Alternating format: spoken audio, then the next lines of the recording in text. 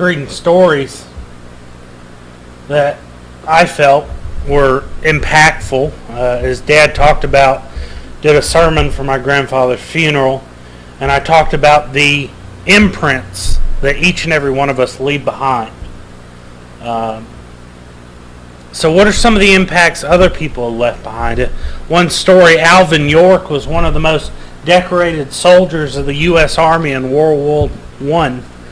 During a heated battle, 6 soldiers were killed and 3 were injured. After this, York found himself in command of the 7 remaining soldiers.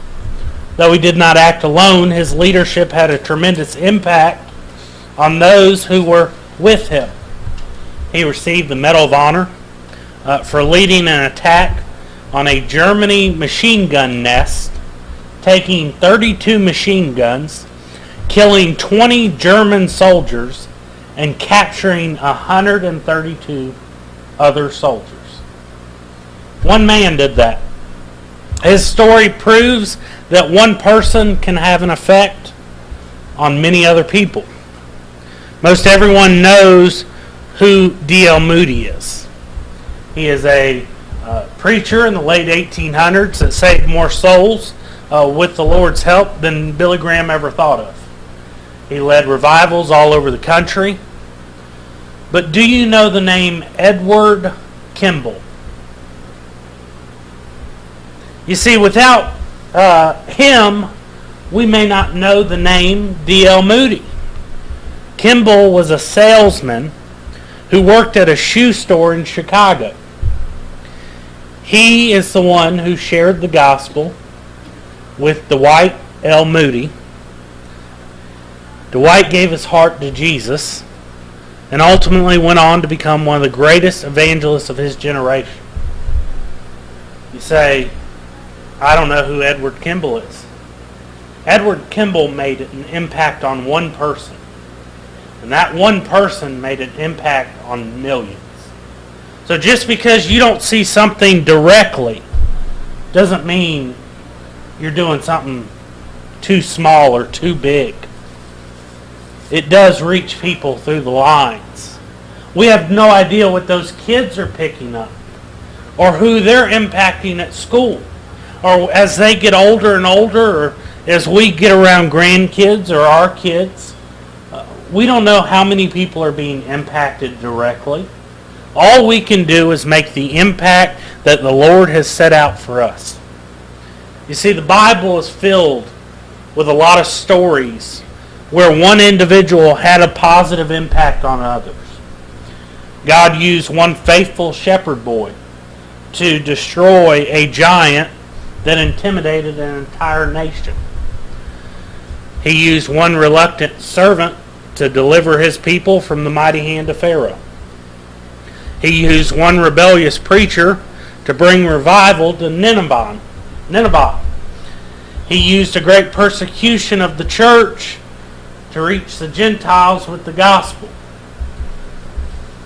You look at Paul, he was no man to try to be like. He was constantly in jail. He was constantly persecuted. He was stoned several times.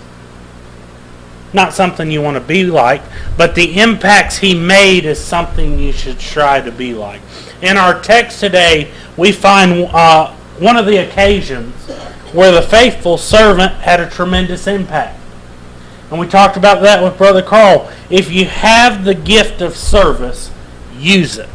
So many times we look in our Bible, what were they? They were servants. They were ready to serve. And that's what we need to do today. Today, Jonathan stepped out on faith and trusted the Lord. He was in battle. He was next to Saul. And he stepped out. So first we're going to talk about the war. In 1 Samuel chapter 13 and 14, just to give you a quick summary, the war that is described here is between the Philistines and the Hebrews. In Samuel 13, Saul chooses 3,000 men. And they're the forces of Israel. They are the strongest of the strong. And the Philistines gathered an army of 3,000 chariots, 6,000 charioteers, and as many warriors, the Bible says, as grains on the sand of the seashore. So many of the people, for the first time in their life, became fearful. They said, oh, we're God's chosen people. We trust in the Lord. And then they get out on the battlefield and they see they're outnumbered. So they hid in caves, they hid in holes, they fled.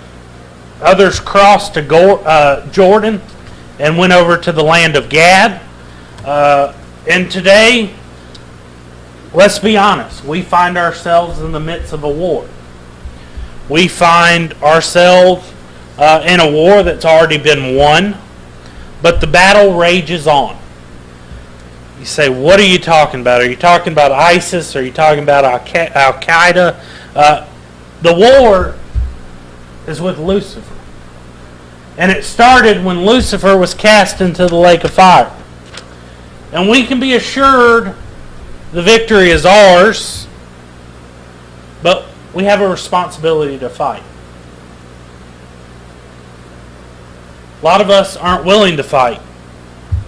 A lot of Christians aren't willing to fight. They look at the amount of demons and they look at Satan and they don't realize God is on their side.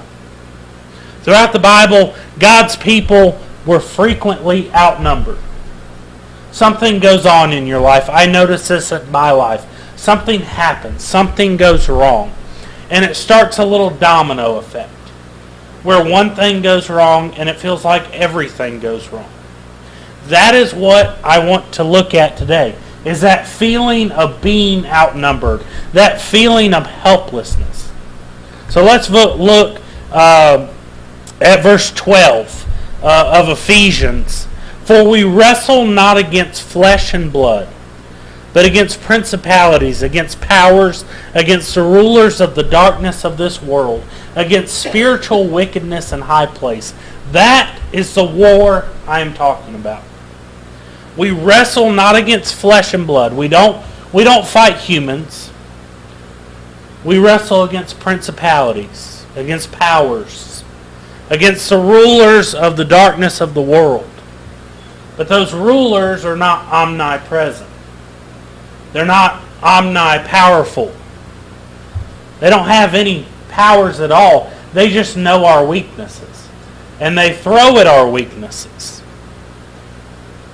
So let's talk about the troops in the war. That's where we'll get to 1 Samuel 14, 1 through 7 on your sheet of paper. And Saul tarried in the uttermost part of Gibeah under a pomegranate tree, which is in Migron, and the people that were with him were about 600 men. And Ai, the son of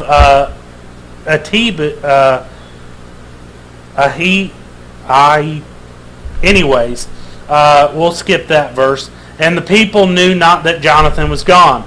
And between the passages that which Jonathan sought to go over unto the Philistines' garrison, there was a sharp rock on the one side, and a sharp rock on the other side. And the name of the one was Bozez, and the name of the other was Seneh. The forefront of the one which situate northward over against Michmash, and the other southward against Gibeah. And Jonathan said to the young man that bare his armor, Come and let us go unto the garrison of these uncircumcised. It may be that the Lord will work for us, for there is no restraint to the Lord to save by many or by few. So outside of all those hard names to say, one illustration. Verse 4, there was a sharp rock on the one side and a sharp rock on the other. That's getting yourself between two rocks, isn't it? Saul and his troops were encamped. At this point, his forces had trindled from 3,000 down to 600. And the 600 that remained feared greatly. Then there was Jonathan. Jonathan was a loyal servant who was an arm bearer. And an arm bearer was an officer selected by kings and generals because of loyalty and bravery. Pretty much, he was the major under the captain. He was expected to carry the king's armor and to stand by him in times of danger. That was his only job, was to stand by the king, no matter what was coming at him. Not to hold his armor, not to hold his swords, but to hold the king's swords. To hold the king's armor. He was expected to carry the king's armor and to stand by him in times of danger. And that is exactly what this man did. Jonathan stood right by him. Notice in verse 7, and his armor bearer said unto him, do all that is in thine heart. Turn thee, behold, I am with thee according to thy heart. That is verse 7. Yeah, but Jonathan is the son of Saul, and the arm bearer is not named. Oh, I'm sorry. And that is exactly what the man did. As we look at the church today, it seems that the number of troops is dwindling.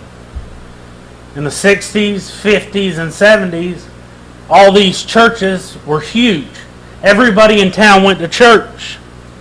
Well, the troops are going down. There's many who were once on the front lines who are now retreating.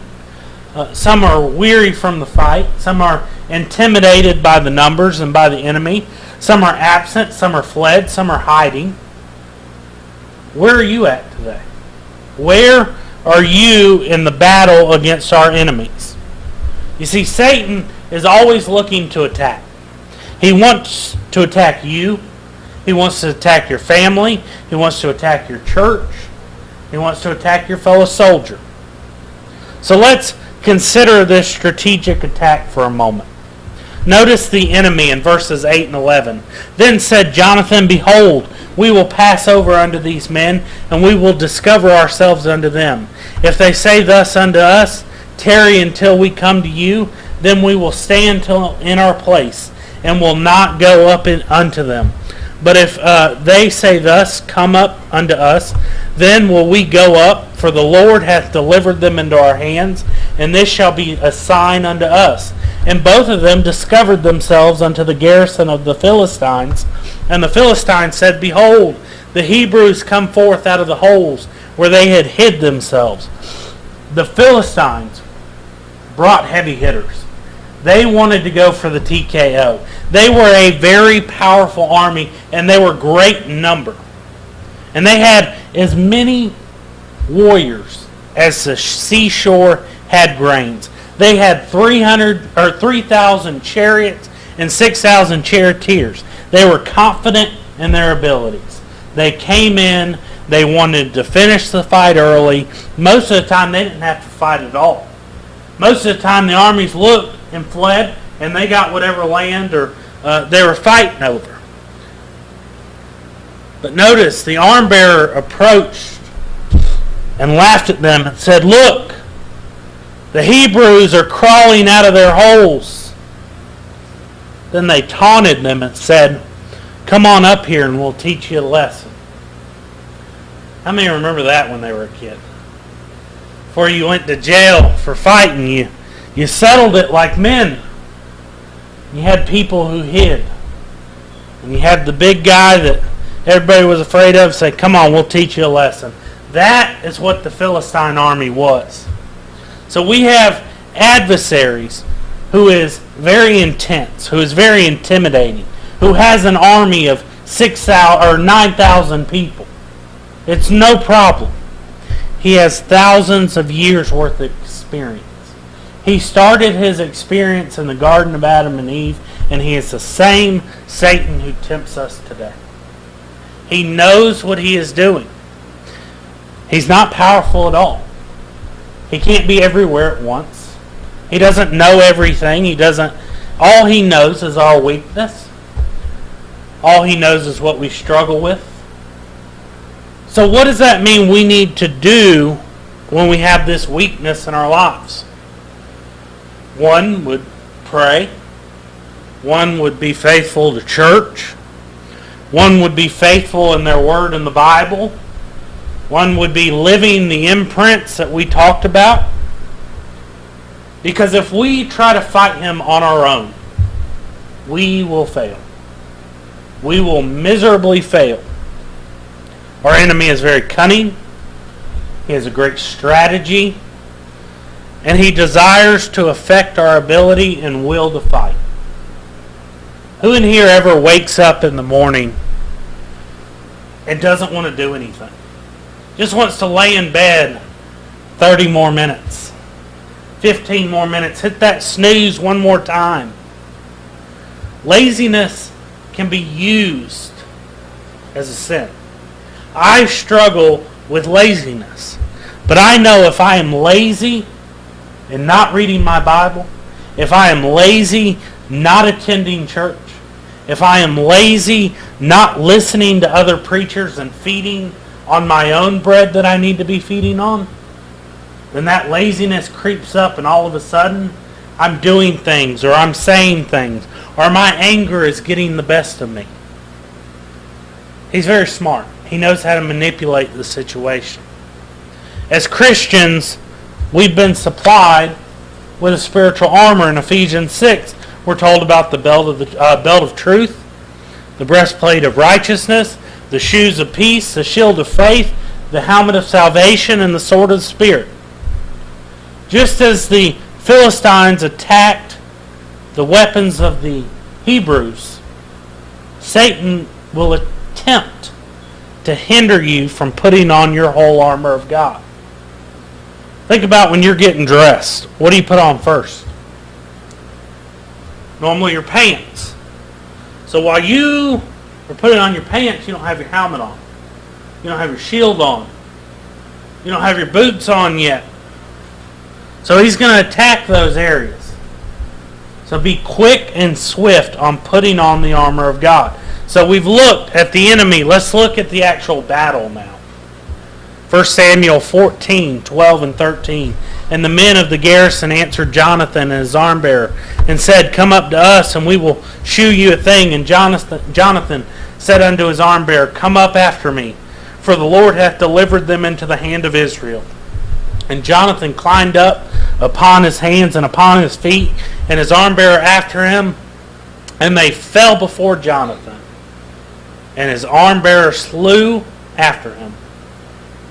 Israel troops had diminished to a very small number of men. Take that small number of men and put that small number of hope. And look at the enemy. And that large number of enemies, that large number of problems, those large numbers of stressors in your life. Alone, you cannot defeat them. With God on your side, you can slew and slay each and every one of them. Our battle is a convenient battle. Verse 4. And between the passages by which Jonathan sought to go over unto the Philistines, there was a sharp rock on the one side and a sharp rock on the other. Things didn't come easy for Jonathan. He found himself literally between a rock and a hard place.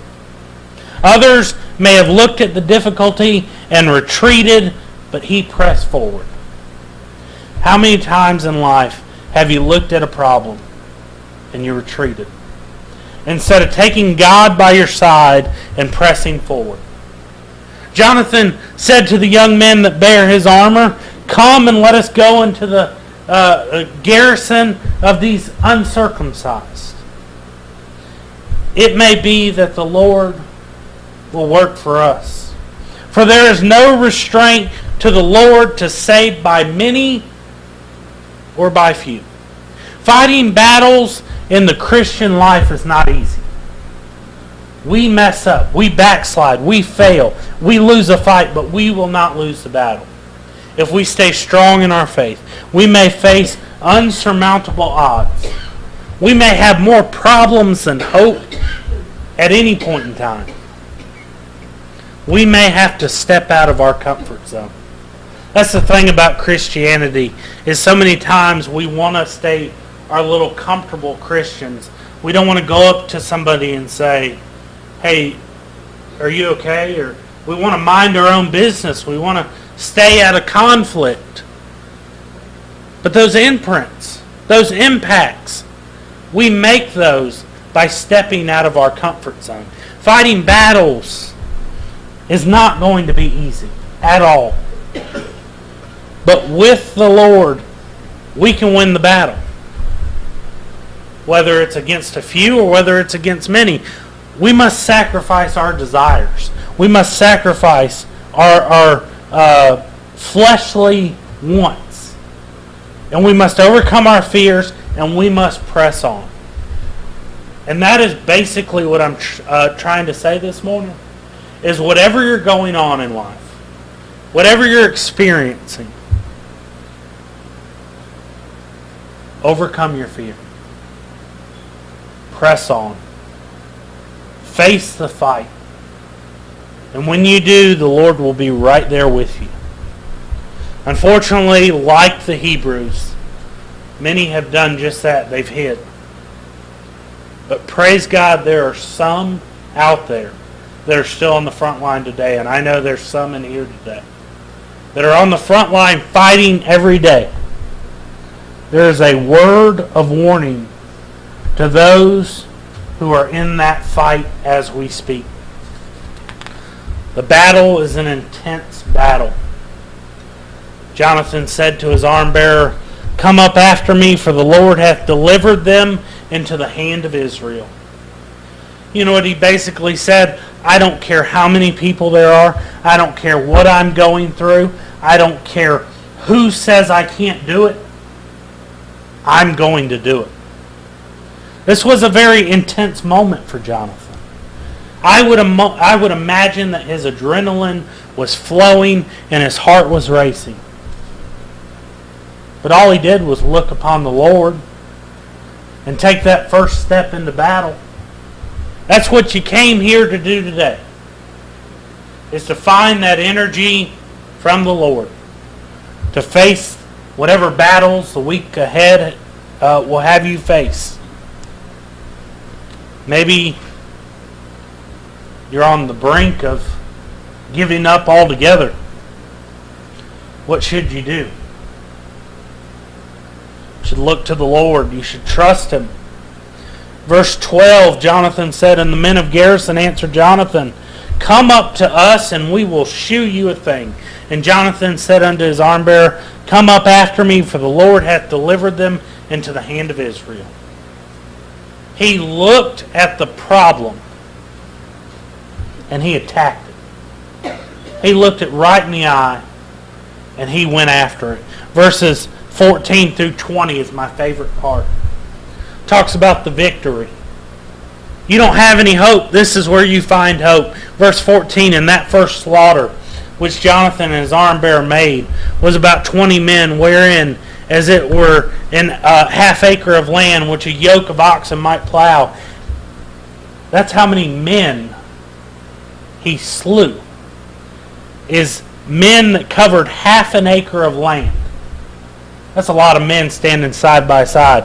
Verse 15, and there was trembling in the host in the field, and among all the people, the garrison and the spoilers.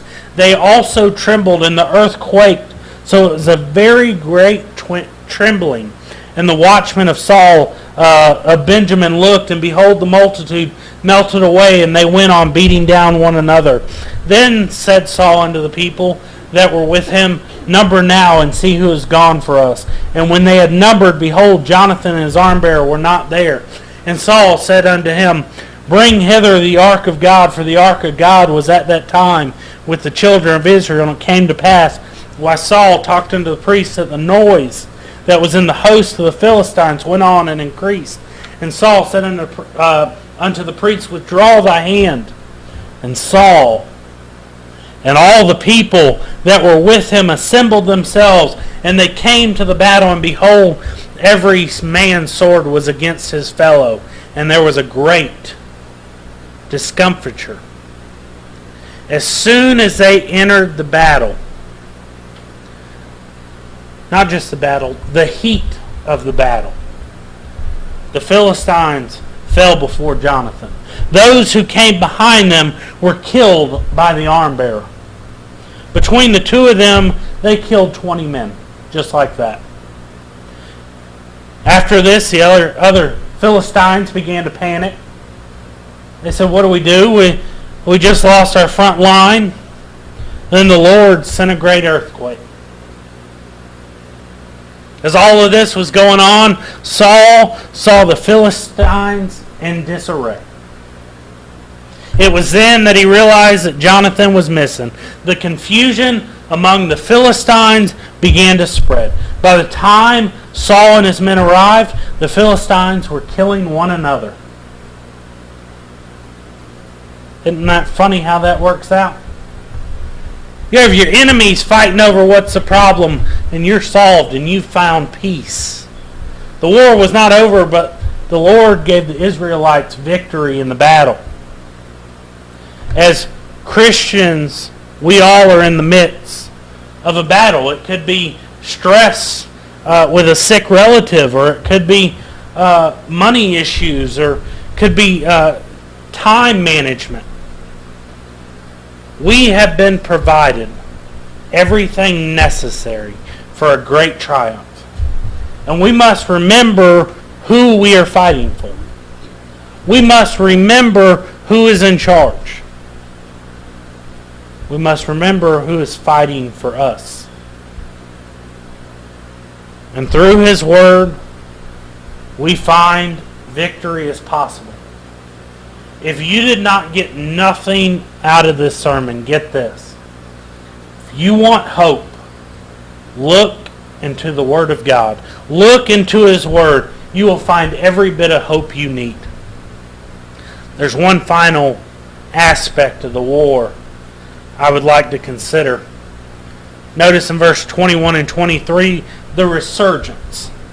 Moreover, the Hebrews that were with the Philistines before that time, which went up with them into the camp from the country round about, even they also turned to be with the Israelites that were with Saul and Jonathan. Likewise, all the men of Israel, which had hid themselves in the mount, when they heard that the Philistines fled, even they also followed hard after them into the battle. So the Lord saved Israel that day, and the battle passed over unto Bethlehem.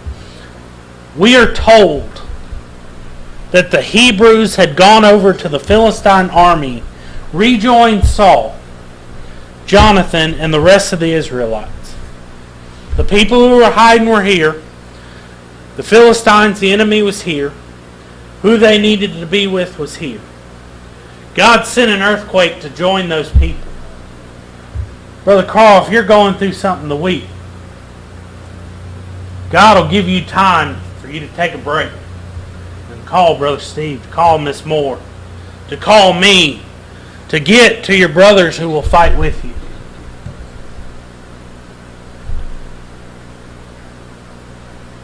Some people today are not like Jonathan, are not like his armor bearer. They're not making a positive impact. They're making a very negative impact. And that's where we see churches split. We see Sunday school teachers. We see youth ministers. We even see pastors neglect their duties in the classroom. And next thing you know, the entire class dissolves. And then it goes into the church, and then the entire church dissolves. If each and every one of us does the responsibility we're given, this church, our community, our relationships will turn out just fine. And the impacts we make will be positive, will be great. How is this possible? Starts with availability. My last verse that I'm going to close with. Isaiah 6:8. Also I heard the voice of the Lord saying, Whom shall I send, and who will go for us? Then said I, Here am I. Send me. Are you ready to be sent today? If the Lord called you to do something, are you available? Do you have your excuses lined up, or are you ready to go? Are your bags packed? I remember at my grandmother's funeral, we were talking to a friend of Dad's that Dad grew up with and was a friend of the family. He was called to preach at 74 years old. That's what he started doing. Who said 74 is too old? Think about your age. Think about what you don't think you can accomplish. Who says that's not possible? You have the Lord on your side. Maybe you're asking some obvious questions. Well, why can't it happen now? Don't wait 5 years, Lord. Make it happen now. Some may be asking, why isn't it happening? I really want to do youth ministry, but I'm pastor in a church.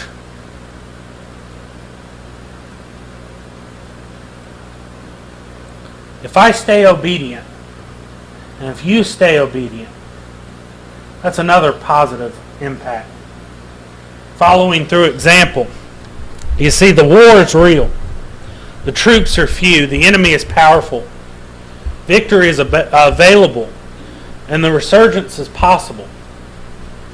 You just got to be willing. If you will be obedient today, you will see the impact of one.